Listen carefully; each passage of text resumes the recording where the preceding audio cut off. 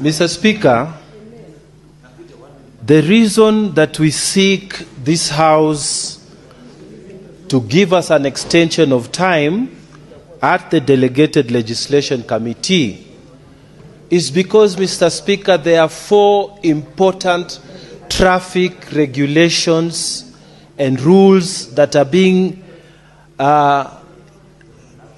introduced. And these rules, Mr. Speaker, will affect our daily lives.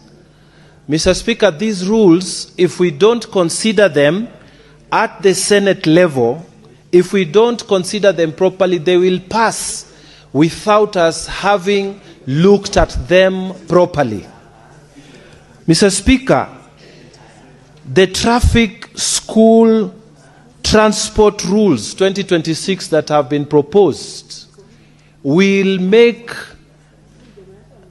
more cost added to parents, because it is proposed that more people be employed in every school transport. It is proposed in those regulations, Mr. Speaker, that the buses are going to be fitted with more electronic gadgets, which will mean more money spent on school transport.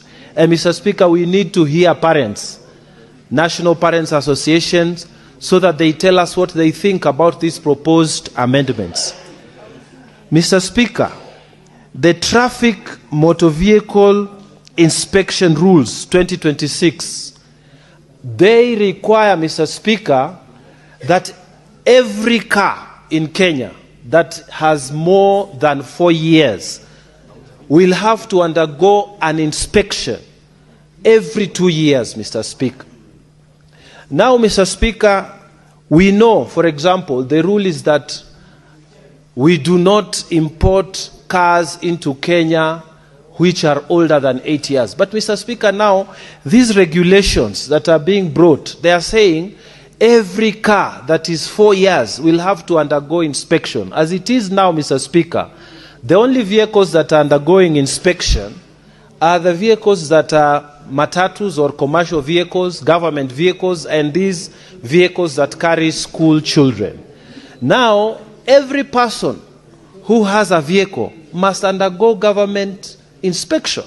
Mr. Speaker, we want to hear what the people of Kenya have to say, and we want people to come and make their presentations before the Committee of Delegated Legislation.